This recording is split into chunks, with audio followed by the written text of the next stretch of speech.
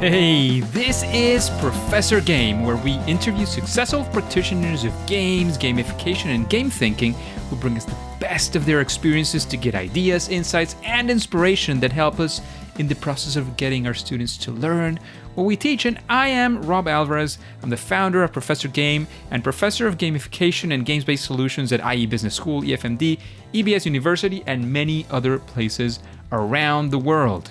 And if this content is for you, then please go ahead and subscribe to our email list for free at professorgame.com/subscribe. Hey, engagers, and welcome back to another episode of the Professor Game podcast. And we have Raghu with us today.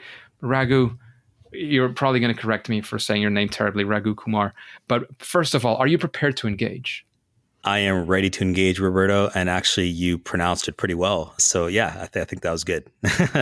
Amazing. So Raghu is a serial entrepreneur and has been obsessed with the financial markets since the age of 16. He graduated from University of Illinois Urbana-Champaign. He started his first company in 2006, RK Trading Partnership, a proprietary trading company which actively traded in the forex markets.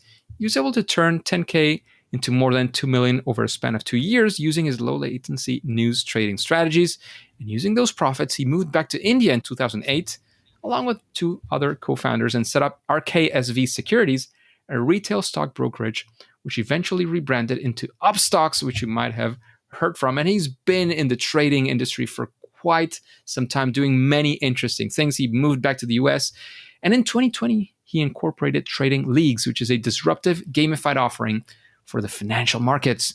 The goal behind TradingLeagues is to massively increase awareness and engagement with the financial markets at a global level by leveraging gamification.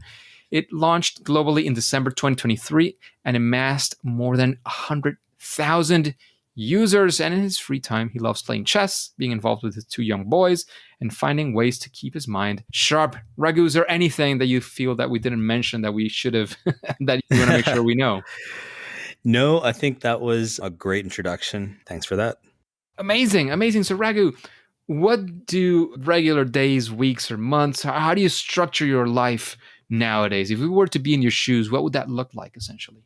So I think it really depends on what time of the year and what I'm up to in terms of my focus areas. Right now, to be very honest with you, we're trying to go through a fundraise. So my mind is really occupied with that aspect of my company. Obviously, as an entrepreneur, you're wearing multiple hats and you're doing a lot of different things. And so right now, a large part of my day involves thinking about the next investor calls I'm going to have. How am I ready for that? Preparing for that.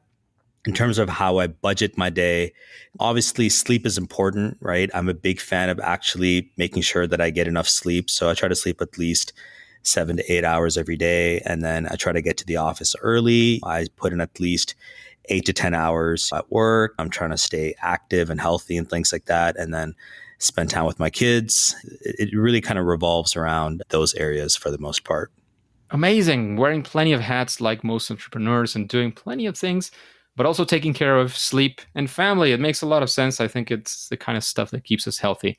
I personally have just started, hopefully, a long journey into physical active health as well. Let's see. Nice. Hopefully it lasts until the end of my days. We'll see. We'll see how we manage to do that. But Raghu, this interview is all about you and your experience. So the first question we like to ask our guests has to do with a failure or first attempt at learning. So we want to know about a time when you were trying to do one of these gamified strategies, one of these games. Maybe it has to do with TradingLeagues. I don't know.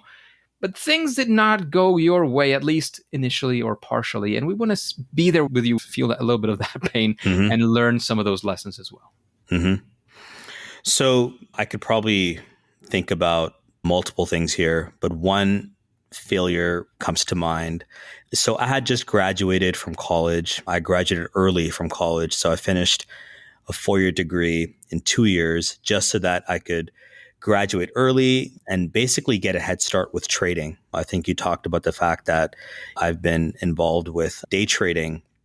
So I kind of knew from a pretty young age that I wanted to become a trader. So even when I was in college, I just thought about the day that I was going to graduate and then I would start trading. So I spent a lot of time in college just reading up on day trading, reading different books. And when I graduated, I basically, asked my parents, hey, I don't have a job right now, so I need to live with you guys. And they said, okay, no problem. So, and I started basically building my own trading models. And it was very, very difficult, right? Because you read these things in books, and when you read them in books, you get a certain kind of idea of how easy things can really be. And then you actually realize, okay, now I need to actually build trading models and try to make money from it. And trading is one of those things where it's extremely difficult to make money from trading because 95% of day traders lose money. This is something a lot of traders don't know, Wow. but the large majority of traders actually lose money. Now, if you're investing, that's different, right? If you're investing long term, then that's a different beast altogether. But if you're trading, most traders lose money. So long story short, it took me a long time for me to actually build a successful trading strategy. It took me more than a year. And during that 1 year, it involved a lot of kind of thinking that I had something which would work, and then deploying it live, and then realizing that it wasn't making money on the live markets. So a lot of kind of back and forth. And eventually I came across some strategies which did make money. And then that kind of got my career started. So that's the first major kind of failure that comes to mind for me. Makes sense. And I don't know if this is a stretch, but as you know, we're generally focused on games, gamification, gamified strategies. But is there anything that you learned from that maybe you have applied or could apply to a different arena outside of trading? Yeah, 100%. I think one thing that comes to mind is when you try to take the stress out of the equation, it really helps, right? And so again, for me personally, it's been an interesting journey to go from trading to now building a gaming product. But with gaming, we don't associate stress with games. And so even with trading, one thing I realized is during that 1 year when I was building my first strategies, what I realized was once I eliminate the stress from the equation and I thought about it more as a game, then things came into picture and things made sense and it became easier to make progress. So there's a certain element of gamifying the experience in itself, and that experience can be anything, but whatever you are trying to experience, if you try to take the anxiety and the stress away from it and try to gamify it and try to have fun with it, then it actually induces a nice emotion internally, which for me led to a good outcome. So yeah, I think that's what comes to mind over there.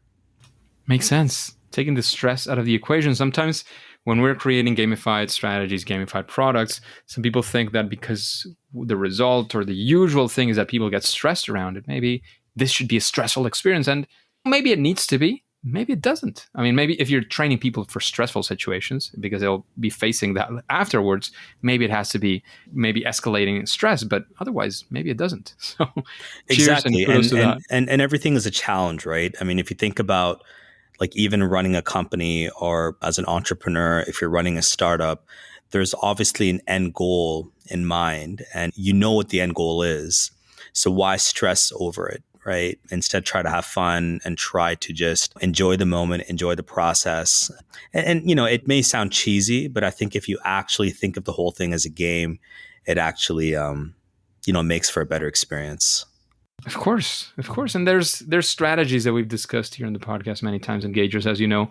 This is something that you can apply to clients, you can apply to the learning of others, but this is definitely something that you can apply to your own self. There are things that you might want to gamify to achieve your objectives, to keep yourself engaged, whatever that may look like.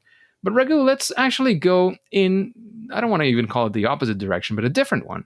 How about you tell us about a time when you were using gamified strategies and things actually went well? We want to be there and hear about that success, maybe some of the success factors. And again, it doesn't have to be at the initial attempt you made. It can be the 100th attempt. But we want to be there and perhaps have some of that experience that you got. Sure. So I'm going to keep a little bit more brass tacks and just get to the point here. So, With TradingLeagues, obviously that's the company that I'm building right now. And TradingLeagues, basically, for those of your listeners who don't know what it is, it's basically like a DraftKings meets a Robinhood. That's the way I try to explain it to people. It's basically a gamified environment for the financial markets. So our users come in from all around the world and they're playing games against each other involving real-time prices of stocks, cryptocurrencies, forex, etc.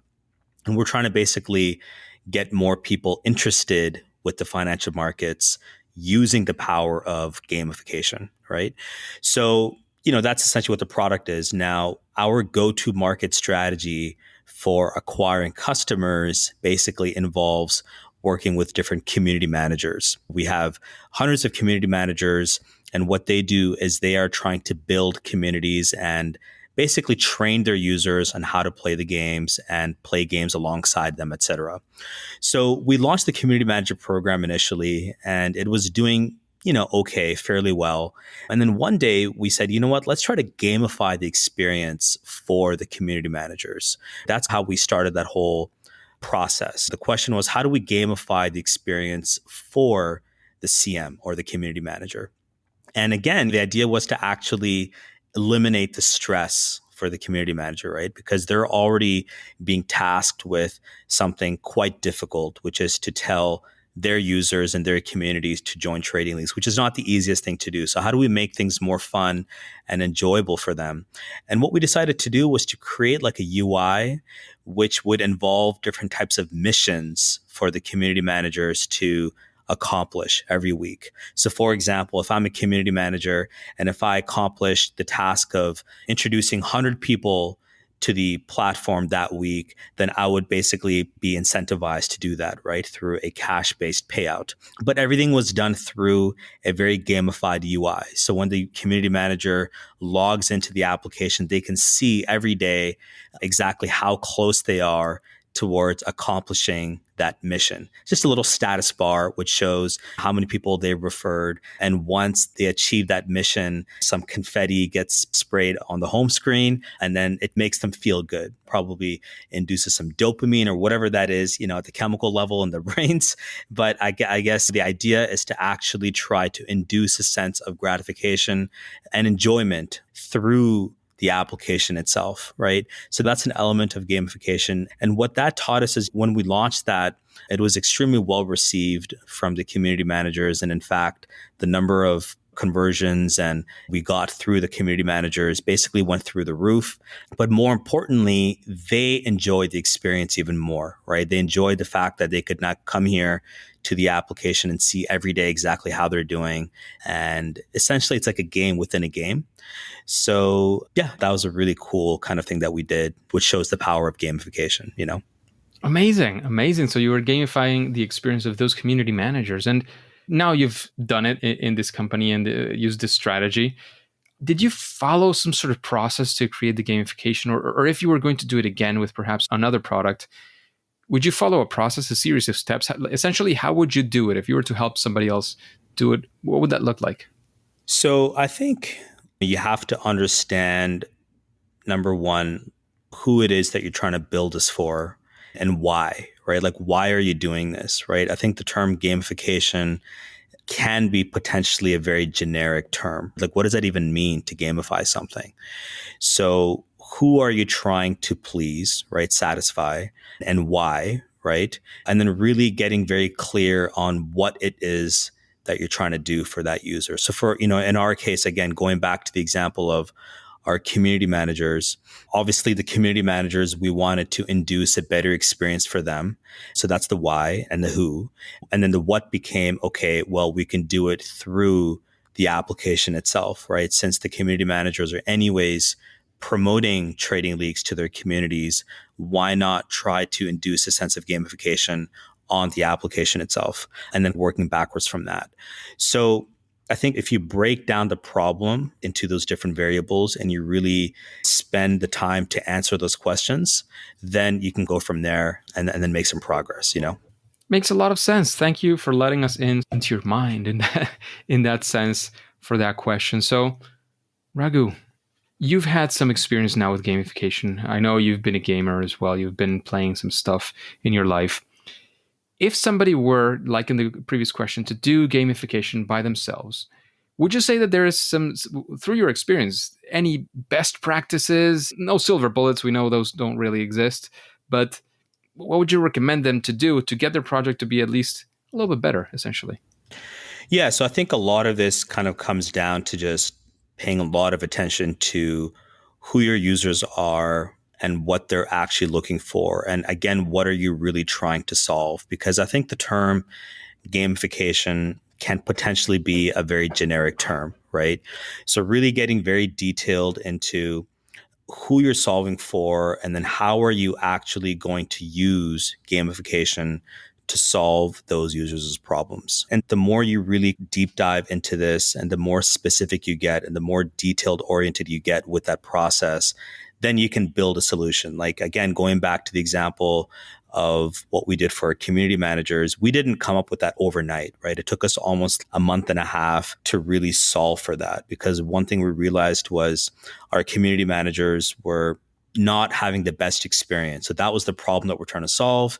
And then we spent a lot of time thinking about how can we create like a missions-based approach to solve that challenge, and then working backwards. And once you get very clear in your mind as to what the end outcome can look like, then it's actually pretty simple. I mean, obviously, if you have a decent team you're working with, in our case, working with our design team and our developers, we were able to tell them exactly what we wanted done, and then we got the job done. So you have to be a little patient and understand exactly what it is you're solving for, and then working backwards from that.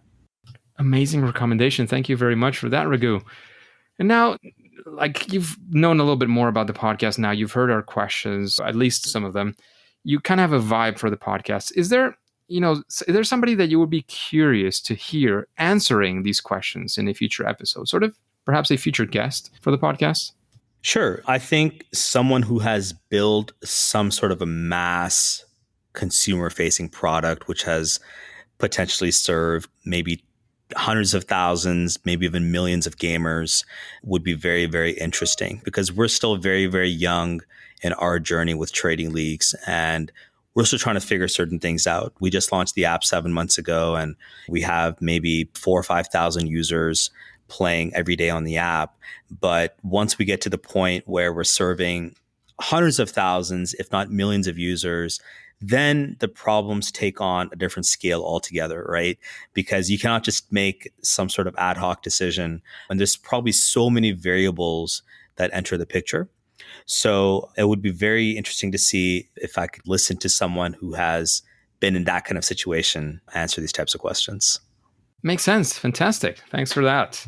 And continuing up with the recommendations sort of idea, if you were to recommend this audience, again, people who are thinking about doing something like what you did with TradingLeagues, but probably with other products as well, would you recommend a book? And which book would that be? And of course, why? So my book recommendation is going to be, I think, very different from maybe what you would expect. But I am a big fan of kind of seeing what successful entrepreneurs have done in the past and how they kind of went about businesses, more from a sector agnostic perspective, right? So not necessarily with gaming. So I'm a big fan of Steve Jobs, right? I think what he did with Apple is just magical, and Pixar. And so, Walter Isaacson's biography of Steve Jobs is a must read, right? I think tells Jobs's transformation over the years and how he thought about building companies like Pixar and Apple, right? I mean, it really takes a revolutionary kind of a mind to do that. And then along the same lines, the same author, he's obviously written the recent book on Elon Musk, but then he's also written an amazing book on Da Vinci, right? Leonardo da Vinci, who's obviously the polyglot. He did so many amazing things in his life, amazing scientist, an artist, and an inventor. And so I personally enjoy reading biographies of very successful individuals of the past. And I'm currently reading a book on Napoleon. And so I think for me, what inspires me to keep going is to understand that there have been incredible geniuses who have done incredible things, right? And trying to just maybe become 1% of that versus maybe reading a book on finance or trading or gaming, because that's just theory for the most part. But I think if I'm trying to keep myself motivated and trying to become better every day, I prefer trying to read on these amazing stories of visionaries of the past, you know? Amazing biographies. That's actually a pretty good one. I've read a few. I can't say I'm hooked onto biographies as you are, but I've read a few that I've found very interesting and very useful as well. So nice recommendations. I'll jot down Steve Jobs for now, and then we'll see if the other ones are still that valuable for you as well. Does that make sense? Fair enough? Absolutely. Absolutely. Yeah. So, Raghu, what would you say is your superpower, especially in this world, again, of creating games and gamified strategies? In your case, in the trading space, what would you see as that thing that you do at least better than most other people? So I think for me, discipline is really, really important, especially as an entrepreneur and in trying to build a gaming business now. And especially now, since we're trying to do something a little different than what is conventionally accepted out there. We're trying to do something different with trading leagues. And so when you're doing something different and you're trying to be a little disruptive, it's important to have a unique perspective on things and to be able to challenge yourself, right? I need to hold myself accountable. So I think having discipline is extremely, extremely important. And so I try to, remain super disciplined, right? I try to get and try to make sure that I try to remain as consistent as possible every single day with my work. So I would say discipline and focus are some of the superpowers that I try to cultivate. And for any listeners out there, I would definitely recommend cultivating the same superpower if possible. Very interesting and very useful ones as well, I would say. Anything you want to achieve, you definitely need discipline and focus. So, Raghu, we're getting to the end of the podcast, but before we get to that, we need to know, what would you say is your favorite game? So I'm a huge fan of just like sports in general. I love watching sports. And I think a lot of this actually comes back to the gamification angle, right? Because I just love games in general. And so sports is obviously a form of a game. And along those lines, I've always been a huge fan of just sports games, right? So sports video games. So obviously you have FIFA, you have Madden, NBA 2K. And I've been playing those types of video games like for as long back as I can remember, right? From the age of like probably 14 or 15 onwards, I've been hooked to like sports video games. And yeah, so I think whenever I get some downtime, I try to play 2K with my kids. I have an older son who is also really getting into video games as well. So we both try to play with each other. And that's what I love about video games, because it allows us to come together. It's a socially acceptable kind of activity, right? That you can partake in with other people. And so, yeah, I think for me, my go-to games involve sports video games. So I'll jot down 2K as your favorite one, at least for now, at the time of this interview. That might change in the future, I'm sure. Does that make sense? 100%. 100%. Cool.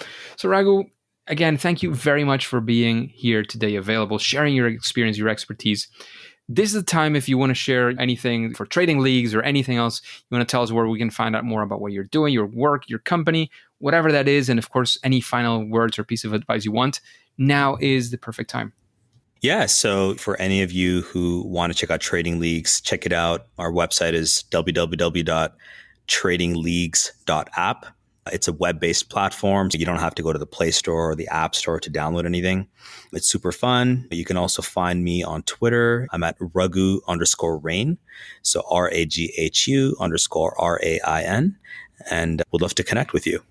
Amazing. Thank you for sharing all of that. Thank you for sharing where we can find you, where we can do all these things about Trading Leagues as well. All your experience, everything you've shared on this podcast, I think will be super valuable for the engagers. However, at least for now and for today, it is time to say that it's game over. Engagers, it is fantastic to have you here, and thank you for listening to the Professor Game podcast. And I'd like to ask you a very quick question. How are you listening to this episode of the podcast? If you are using any podcasting app, anything from Spotify, iTunes, Apple Podcast, Google Podcast, I don't know, any app that you could be using out there, there's plenty of them, and we are on all of those apps. If you are doing that, have you clicked on that follow or that subscribe button? Have you rated us? Have you rated this podcast? If you haven't gone ahead and do that, please do so. This is a great way so that we can reach more engagers like you to achieve this mission of making engagement, retention, and learning amazing using game-inspired and gamification solutions. If you want the instructions, we created a quick one on professorgame.com/iTunes. And it's iTunes because that's the first one that we created. There's a couple more in there. And as always, as we like to remind you, please, before you go on and do your next thing, please remember to hit that subscribe or that follow button using that favorite podcast app. And of course, listen to the next episode of Professor Game. See you there.